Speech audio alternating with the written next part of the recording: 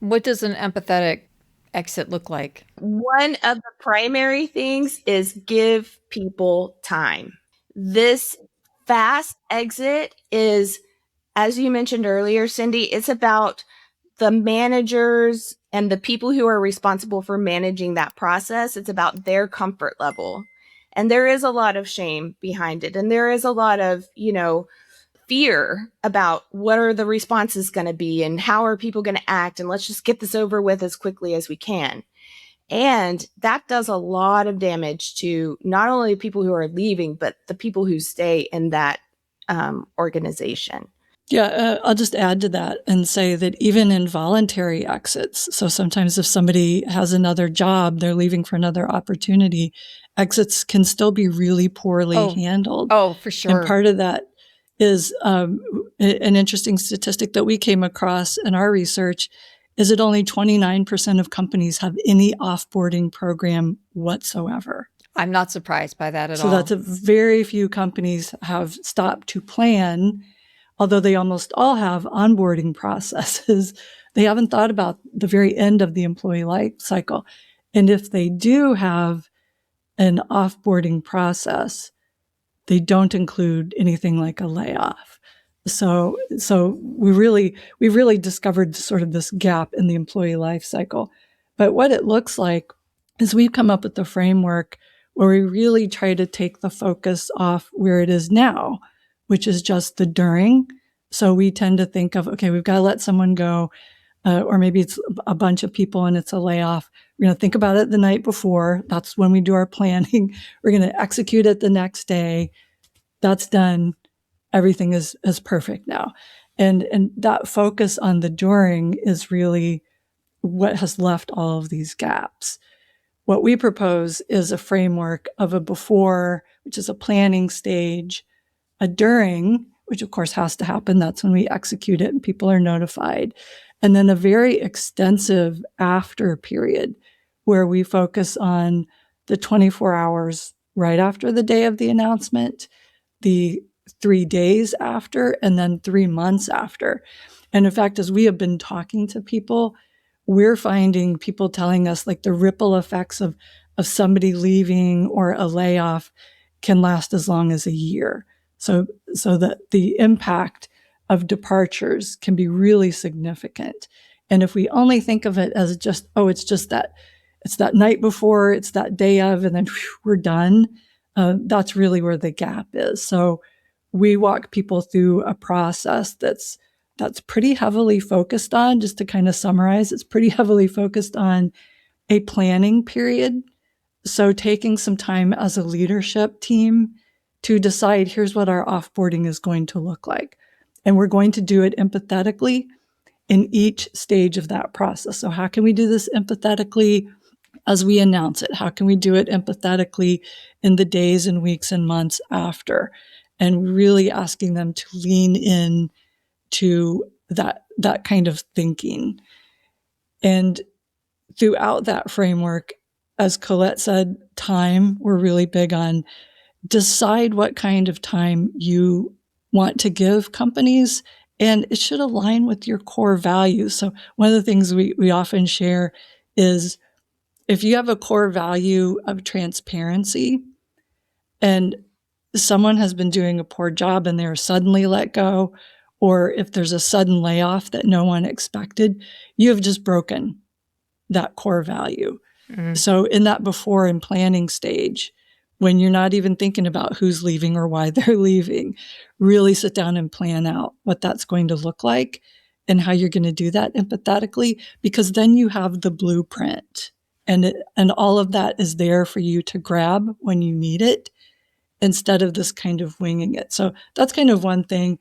The other is, we're big believers in asking yourself what support can you offer people? So as people exit, especially if it's an involuntary exit, what can we offer in terms of, job connections, helping them with resumes, writing letters of recommendation, getting them training. So what can we do to support people as they move on if it's involuntary? I think that is so critical because they feel like they've been thrown out like trash. Yeah.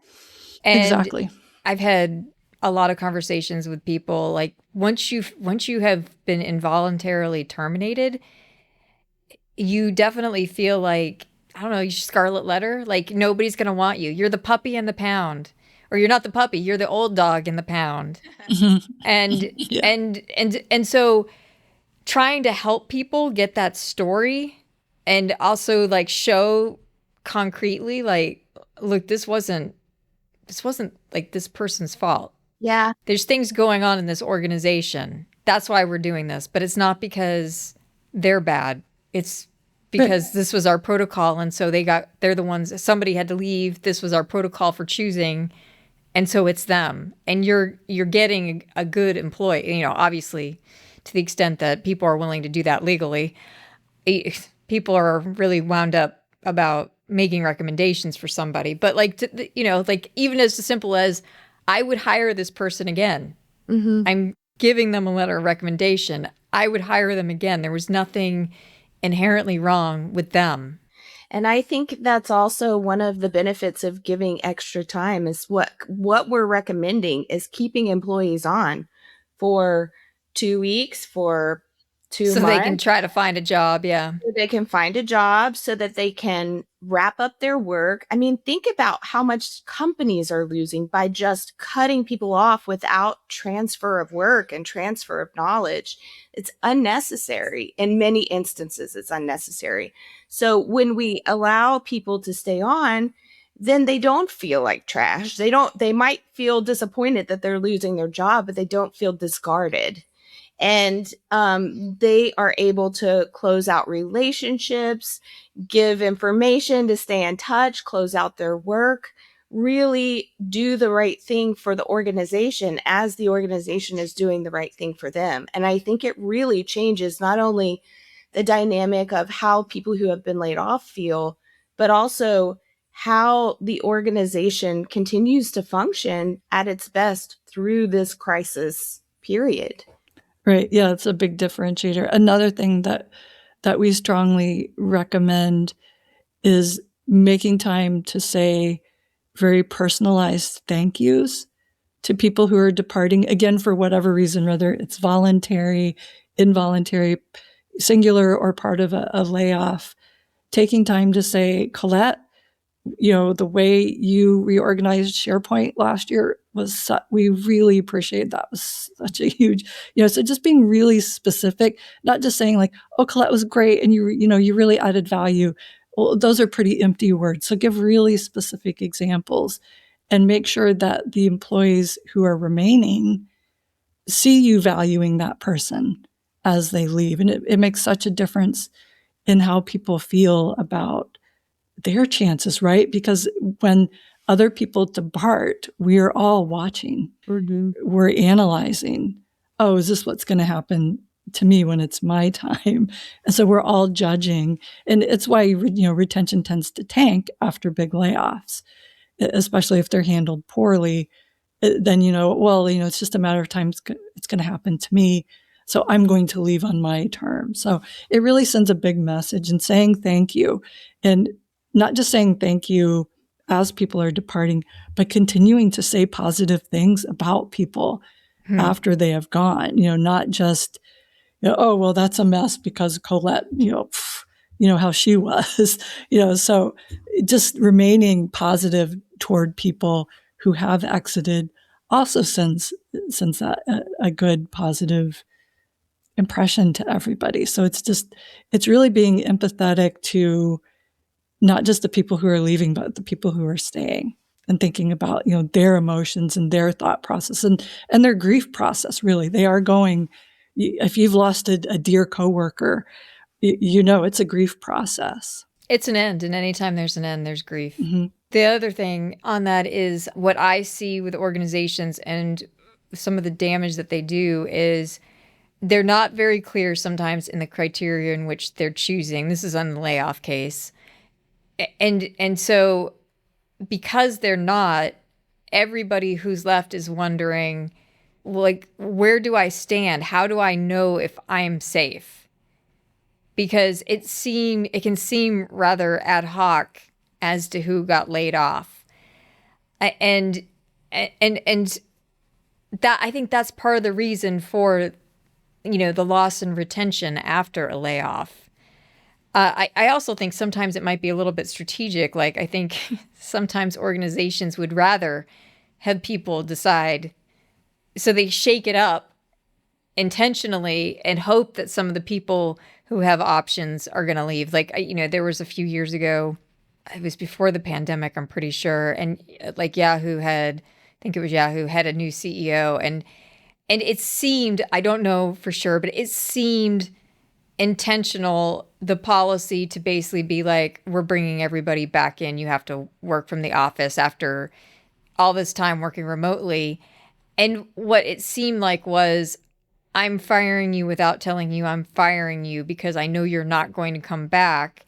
And I don't want to have to pay you to fire you. And so I'm going to put some flaw in the system to force you to make a decision that I want you to make, but I don't want to have to take responsibility for making.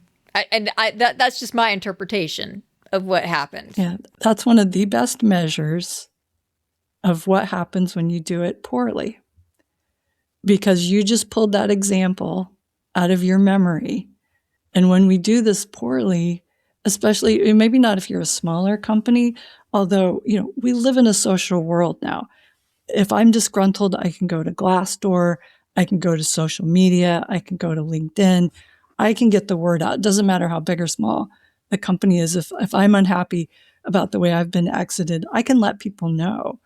But especially for the larger companies, it's just your brand is potentially damaged. And we've seen lots of things happen with companies like Target, for example, where just, word gets out about certain policies and practices, and pretty soon it's really impacting their bottom line. We do talk about, when we do talks and in our workshop, we talk about that impact to brand and how really, when we go back to that before stage, planning, how are we going to exit people in a way that aligns with our company values and our brand and our culture? Because playing these little games or doing what everybody else is doing can really equal misalignment. And I think you're absolutely right to call out the Yahoo one. I had all the same thoughts. And we've seen it with other companies. Oh, they're not unique that way. They're pushing a button just to see who falls out naturally, so they don't have to deal with it. And it doesn't really fool that many people, I don't think, and it hurts their reputation. And so you've done a fair amount of research on this. What do you have some stats on, like, what the damage is for doing this wrong? We do. They vary widely. And I think that is partially, and some of them aren't easy to measure. The way that organizations handle it is not always the same. It's some version of the same thing. But generally speaking, when these types of layoffs are done, the true cost of the layoff after the crisis period is over is 2 times the salary of the person that they're laying off, because there is lost trust with the people who are remaining. So then you get less engagement, you get lower performance, you get misalignment, because often the after the person leaves period is not really managed. And that's truly the biggest part of our framework, is after the layoff has happened, managing that piece and helping organizations and employees understand that when a layoff happens, you have a new organization now. You have to reset the culture, the expectations. Even taking one person out of a team massively impacts that group. So when you do that at a bigger scale, your organization is now, you have to almost treat it as new and start from scratch in terms of rebuilding the culture, reinitiating expectations, revising workloads, and things like that. Ideally, companies are measuring themselves. So we were talking to a woman the other day, and a couple of people actually whose companies do surveys. So we really recommend, that you have a regular practice of surveying employees about a variety of topics, but basically a culture survey. You can come to our company and get that. If you're doing that afterward, then maybe you can catch some of that sentiment and measure some of the impact. But you should definitely be looking at, your retention, the retention of the team around the departing person or persons. What does that look like? Because in larger companies, sometimes like whole divisions can go away, and it doesn't necessarily impact everyone. But to Colette's point, on a small, high performing team, one person leaving can have a big impact. So hopefully we're measuring, consistently, and a company can pick up a little bit of an indication of what was the impact, and in terms of things like retention and engagement and satisfaction with management, satisfaction with the organization, and people's sentiment around the culture. Those are the warm, fuzzy things. And then, impact to bottom line, it gets, as Collette was saying, it's really difficult to measure because let's say we had a top salesperson and we lose that person. We can figure out pretty quickly, like, what revenue that person represented. But if it's somebody on the tech team, or somebody in customer support, it may be a little harder to measure the impact of that loss. Yeah.